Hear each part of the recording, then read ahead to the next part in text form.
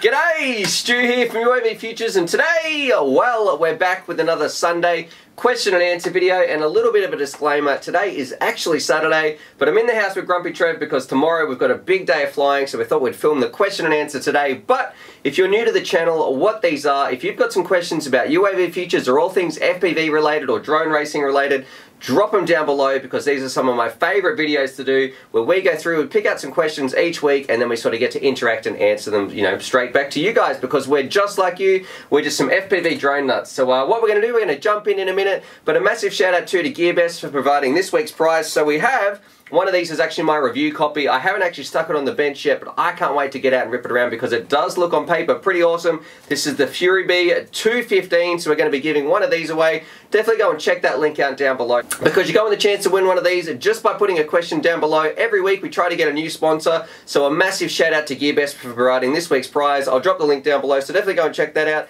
And the more people who check out those links, the better prizes we can have in the future. So definitely go and do that after watching this video. But what we should do, let's get on with the questions and jump straight in. I'm going to put these on the floor. Let's put these back here. Good idea. Alright, I've got all the questions on my phone. Number one, Stu. This one's from Alex FPV. Do you ever waterproof your quad to fly in the rain? What about you, Trev? Don't fly in the rain, so no. Yeah, no, I haven't waterproofed any. We are sort of setting up a little place to fly indoors when it's raining in here, in Trevor's sort of basement, but I would say that is something I want to look at in the future. I've never waterproofed a drone, but I think it would be cool to sort of have a 5-inch you could take it out and rip it around. Maybe something we'll look at in a future video. The biggest hassle with flying around in the rain is that your lens gets wet, and you can't see through it. We've actually flown in the rain, not by, just purely by accident if it started just to drizzle or something, but you can't see out your camera, so yeah, that's true. Very hard to fly in the rain. So you might be able to protect your electronics, but if you get that drop on your FPV camera, it can be a little bit difficult. This one's from Cameron. So question, when your daughter gets older, what is her first drone going to be? Love the channel and the content. Keep it up. You've got me into FPV and I love it. Cheers. Well, thanks very much, Cameron. I would say, look, if my daughter wants to get into FPV flying, I'm not going to be forcing or anything like that. Hopefully she likes it, but if not, no biggie. And I would say, you know, whatever one she wants to fly, she's going to be allowed to fly, as long as she's done it safely and we're, you know, nice and safe and practicing on the sim. I think I'd have no worries about it. Little shout out too to one of our mates called Jared, because I know about 2 years ago or something, when we sort of did the mini owl review, he built up a mini owl, and his daughter, who might have been like 5 or 7 at the time, had been practicing on the sim. She came out and she absolutely ripped it around. You know, it was in automatic mode or self-leveling mode, but it was crazy to see this little 7-year-old girl just absolutely ripping it with this little mini owl, going through some gaps and those sorts of things. So I thought that was pretty cool. So yeah, shout out to Jared and your daughter ripping around that mini owl. What about you, Trev? Yeah, like my daughter can't hardly drive a car. It was hard enough teaching her to drive a car, so that drone's going to be too hard. So alright, that's not going to happen. She's probably going to watch this. So this one's for, look, and sorry, I am going to butcher all the names. Pedro Diaz Monos. Do you think props make a big difference at races or freestyle in performance? Well, what about you, Trev? Oh, absolutely. Like, you'll get different speeds out of different pitches, whether you're running tri-blades or just bi-blades or whatever. So, and it's a preference thing as well. So yeah, they just got a really nice feel about them. And when you actually change props, the quad actually feels totally different. And when you're used to a prop as well, you just know what it can do or what your quad can do. So it's really a preference thing, I think. Yeah, I do think there's some science behind it, like getting the most efficiency, the most power, most thrust, most grip in the air, you know, fastest in a straight line, better on a tight track. Every prop has its different pros and cons, which is why there's so many out there. For me, I like my everyday track flying mixed maybe with a random touch of acro. I'm not after the super fastest quad there is or the most power hungry quad, but I really like the Cyclones. So the Dell Cyclones, they're my #1 proper choice. And I'm not sponsored to say that or anything like that, and Trevor's not either. We just both really happen to like Cyclones, and I've liked them since the first time I tried them, and they're so durable as well. So yeah, we used to use these sorts of things like the Gem Fan 5030s. They would break just by looking at them. Yeah, these ones now just straighten back up and away you go. What about those? What were they like? Well, you had to replace them every time you flew them. It was a pain in the ass. Thanks for not swearing. Alright, so this one's from Patrick TT. Hi Stu, thanks very much for your upload. Frsky versus Flysky. Because the looks, the simplicity, and because of your review, I've got Eternity Evolution and I'm very happy with it, but still so many other pilots say Flysky, this is like a tongue twister. So many other pilots say Frsky is way better. What do you think about that? What advantages does either protocol have? You want me to go or you want to go? What was the question again? God, get out. Frsky versus Flysky. Look, I like both. The have had issues with some of the sizes of the good receivers you can get for Flysky. What do you actually fly, Trev? I fly Frsky. Yep. So you've got the Tyrannus Special Edition. Yeah, Special Edition. Yep. And I use the smaller receivers, the XM Plus, I think they are. The minis. Yeah, the minis. They really got a great range. They work really well. Haven't found anything in the Frsky that's small. In the Flysky. Oh God! This is good. That is actually reliable enough to use, and it's got the range. With the smaller ones we were using, I have got a. What do you call those things? An Evolution. An Evolution. Oh man! I have got an Evolution as well, and look, I do like that as well, but did have issues with the smaller receivers, not the big ones. The big ones work quite well. Alrighty, I'm going to try and sum this up a bit quicker than Trevor's old man ramblings. I would say I like the Eternity Evolution simply because I grew up playing a lot of video games. It feels better in my hands and I feel more comfortable flying that around. And I've flown the Evolution for about a year, but in saying that, I think if you want better range, I think you're much better off going with Frsky because they have a much stronger radio link. You get far less dropouts or fail-safes or anything like that. And I'm actually seriously considering maybe going back after a year on the Eternity Evolution, going back to the Tyrannus, because look, I've just upgraded my QX7. I'll leave a link up here with like some special gimbals. It feels great, but what I really want is if Frsky could actually make, you know, their protocol inside a radio that was the Eternity Evolution shape. That would be the dream, and you can run OpenTX and all that sort of stuff. I do think Frsky and the Tyrannus is a better radio, hands down. It's just the one thing, the shape, the ergonomics of the Flysky radio, the Eternity Evolution, that I actually like. So look, your friends are probably right when they say Frsky's way better, except for the shape. For me, I really like the shape. And let us know down below who summed that up quicker. Okay. Yeah, also drop some questions down below as well. Trevor, what's just happened? You know how we had a flat battery in the camera a few weeks ago? Well, it didn't go flat in the camera. It went flat in the mic. Yeah. And someone didn't change the battery, but I'm not looking at anybody. But so we've actually just recorded this question and answer video, and now we're gonna have to do it again because the battery in the microphone went flat. Anyway, we're going to persevere. Go board, FPV. Stu, dude, you were getting stupid fast. When are we going to see you step up your game and do some serious racing? We'd all love that, and the content would be great. Love the channel, man. Did he just call you stupid? I said stupid fast, stupidly fast. I would say... look, I might go to some race events and those sorts of things, but sort of like I touched on before, it's not what I'm passionate about. I'm just passionate about flying cool things, having fun, and, you know, flying around with my friends. So racing would be, you know, be a bit of fun to go and test it out, but because you can only fly limited batteries and everybody's waiting to fly, it's not really where I want. It's not what I want to do. So yeah. So look, we might go test it out in the future, but it's not about being the quickest or anything like that. That sort of competitive nature. I just want to have fun with my friends. So that's why I love FPV, and that's why I do it, and that's why most of my videos are just flying around with Trev and Pez and Crash Test Cal and just having friends. What about you, Trev? Why don't you go do some racing? Because I find it too boring doing 3 or 4 batteries in a day, or maybe a few more, where we can go and do 30. It's a lot more fun. Camera's still going, we just checked. And the mic, I'm going to check the mic. The microphone, yes, we're still getting the microphone. The microphone's still working. Question and answer. What is your #1 tip you would give to beginner or anyone looking to get into the hobby from Sting FPV? #1 tip, Trev, you can go first.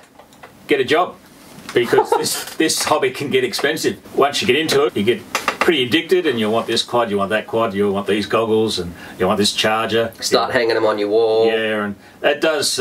it gets pretty expensive, so yeah, look, if you've got the job to do it, unless you buy cheap stuff, but it can be a bit of a money pit.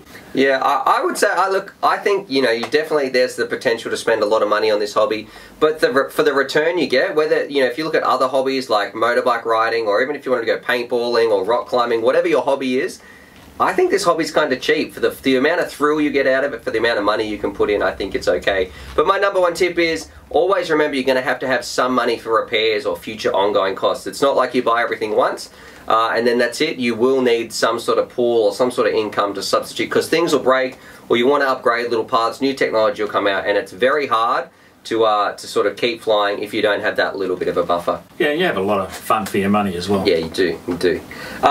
This one's from June Rodriguez. Stu, in a bare knuckle brawl, do you think Grumpy Trev could take Bruce from RC Model Reviews? I'll start this one off. I would say absolutely. We're not going to answer this one because I think Trev and Bruce would get on like a house on fire. Also Run Cam Ron. So I don't know about a bare knuckle brawl, but a bit of a shout out to Bruce, because we'd love to come over, have a cup of tea with the bloke, you know. A scotch. Trev can have a scotch, but yeah, so yeah, Bruce would be an absolute legend. He got me into the hobby flying, so it'd be really cool to hang out with Bruce and sort of just see what he's got. Me too. I mean, I don't know how many videos I watched when I first started. Bruce, thanks, Bruce. Yeah, you got me flying, Bruce. Your fault too, Bruce. So this one's from Bushdido T. Hey Stu, thanks for putting out well-made vids and the reviews, all with all the useful information for sure. What should someone new to FPV look out for when buying a used bundle deals or used in general? I would say if you're going to buy used, be very careful with how old it is, because you might get something it might only be, if it's more than 6 months old, don't get it, because the prices, the technology has got so much better, the price has got so much cheaper. So a good example would be if you were going to buy like the Tyrannus, the 9XD or whatever it is, if you were going to buy the Tyrannus, and you might be getting an awesome discount, but it's not worth it today when you can get a brand new Tyrannus QX7 for like very similar prices. So unless it's heavily discounted by like 70%, I would say don't do it. And especially if it's over 6 months old, and never buy batteries or anything like that, because you don't know how they're going to be treated. Trev? Yeah, definitely buy batteries. Look, do your homework. If you see, you might get a bargain if you're lucky, but there is some bargains out there, but there's probably more crap out there than anything else. That's why they're getting rid of it, because they've updated to something better. So this one's from David Colby. Hey Stu, what's your opinion on all the clones of high-end parts for drones since copyright laws don't reach China? Is it good to keep prices competitive and let new people get in cheaper and testing drone flying before going out and getting higher end parts, but at the same time, is that ripping off people's hard work? I would say, look, this is a pretty touchy topic, and I'm sure the comments are going to light up down below, but it's not really clear cut. There's pros and cons on both sides. I'm definitely not a fan of people blatantly ripping off people's work. Like, I know I've seen some clone TBS antennas claiming to be the original, and other things too. Like, I know Banggood ripped off the Talon frame, which I wasn't really a fan of. They've ripped off a lot of stuff, but at the same time, sometimes, I know I got into the hobby with some cheap stuff, like a cheap kit from Banggood, and without getting that stuff, I wouldn't have got flying. Like, I wouldn't have spent that much money. So I think there's some pros and cons. I'm definitely not on board for blatant clones like the Korea Talon, but I'm also don't like it when some other manufacturers out there, not all of them, some are really good and some price them quite well, but I know some people for a long time were really like price gouging the hobby. So there's a few manufacturers out there that really rip off the consumers, and I think those clones help keep those people in check as well. So look, it's not clear cut. There's pros and cons. It's good, it gets more people into the hobby, and those people often upgrade to fly better, top tier stuff later on. But at the same time, you don't want people ripping off and stealing ideas as well. So look, it's definitely got, it's not an easy one to answer, and I think there's no right or wrong side to be on. There's definitely a balance there. What about you, Trev? Yeah, look, I think it's just part of life now. It doesn't matter what industry you're in. They're ripping it off, doing it with phones. They're doing it with everything. So you just got to suck it up now. I mean, there's not much you can do about it because it is China. And most people who buy a cheap one will eventually get a good one anyway if they're interested in it. So I don't really think it's hurting it that much. Yeah, in saying that actually too, if someone did get cheap stuff and they found out FPV wasn't for them, I would prefer them to only lose $200 or $300 versus buy something for $1,000 and then sit it in the cupboard and never use it again. Sure. Yeah. So this one's from Mike Gillespie. I hope I'm saying that right. Mike Gillespie. A bit of a shout out too to Mike, because I see him commenting all the time. So massive shout out, mate. Hey Stu, so I dream about flying all the time. How often do you find yourself waking up and you've just been dreaming of flying your drones? You want to go, me? Well, Mike, Trevor can go. Mike, I find it a bit hard to believe you're actually dreaming, because didn't you just have another baby not long back? Actually I'm going to say he is not sleeping. If he's got a baby at home, he is not getting any dreaming time. I think it's more like a daydream, Mike. Yeah, for sure. We live FPV, so we don't get time to dream about it. Part of both our lives, and yeah, we fly every chance we get, so really haven't got time to dream about it, mate. So yeah, I for sure. I don't find myself dreaming about it. Well, I do find when I look out the window though, most of it is daydreaming. I daydream about flying all the time. And nothing more kills me than when you look out the window, it's still, it is sunny, and you just think, if you just want to get out and fly. It absolutely kills you, but you're forced to go and do something else. And another one, I'm sure, drop some comments down below, how many people are guilty of this? If you're driving somewhere, it changes how you drive, because no longer, you know, you're a bit distracted. You are looking out the window all the time at all these cool places. Oh, I'd love to fly around that, and you're sort of sticking your head out, having a look as you're driving past somewhere. I constantly daydream about flying around places that I see when I'm driving around. A heads up, Mike, too. Don't tell your wife you're dreaming about FPV. Next gen FPV. G'day Stu, great content on the channel and loving the reviews, but I have a question. If something happened, you're unable to continue with the channel, what would you do? I would say, look, even if UAVfutures didn't exist, I would still want to share this message of FPV, because, you know, it's totally changed my life. I've never felt the same way about anything as I do about sharing this hobby, and it's so rewarding. It's done so much for me. And that's why I make this content, because I want to give that back to you guys out there. I want you to feel the same way about FPV that I do, and it's just absolutely mind-blowing. So without UAVfutures, I don't know, I would be finding something else around the hobby, some other way to share it. What about you, Trev? I'd be pretty bored. Don't know what I'd do. Still fly, I guess, but yeah, it'd be very boring. Maybe, actually, you could probably just do the Grumpy Trev channel. Yeah. So yeah, without yeah. UAVfutures, right, you could have UAV Grumpy. Yeah. Grumpy UAV, I don't know. Yeah. I'd probably be a lot more grumpier too.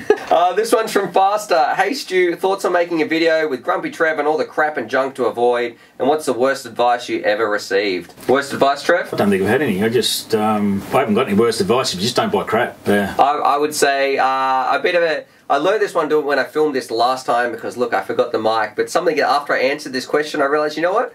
Mum used to say to me, Stuart, when are you going to grow up and stop flying these toy things around, these helicopters? So, yeah, that was the worst advice my mum gave me was, you know, stop flying these things, because I absolutely love it.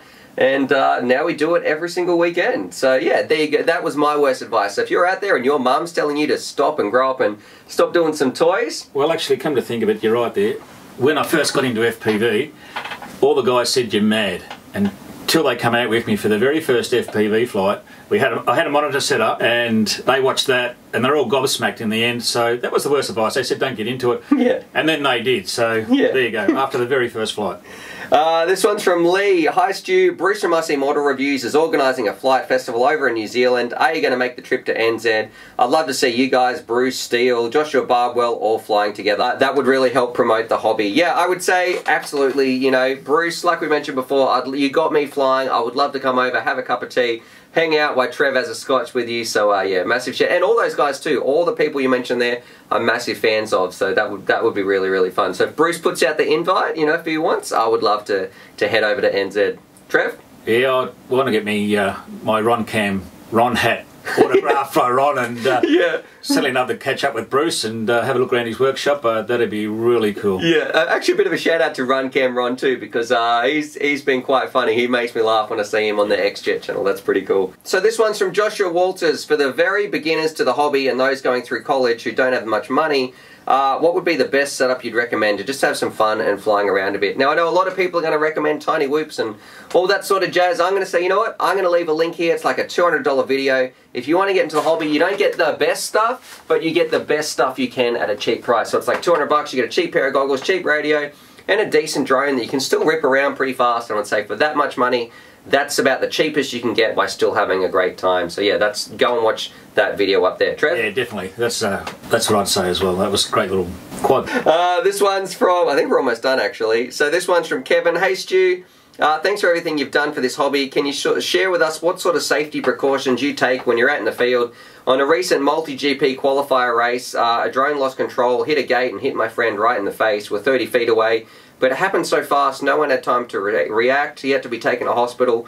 14 stitches, 2 broken teeth and a concussion. It wasn't even the pilot's fault. Someone in the pits turned on their drone and we had video interference. Yeah, I would say, you know, if whoever that was, shout out to also the pilot and also the guy who lost two teeth. That's that's a pretty serious injury, so I hope you're doing okay, and I'm sure the pilot felt really bad as well, so I hope he's doesn't have, you know, some mental anguish or something over that. I think I'm really lucky when we're flying around because I fly with Grandpa over here, and Trevor's like the voice of reason. There's been so many times when I'm like, that looks cool, that'd be a cool spot to fly, and Trevor's like, you know, it's not worth it, you know, just on the off chance, the 1 in a million that someone comes around or something like that. And safety is the #1 priority. You know, you never want to hurt somebody, absolutely never, so safety is definitely #1.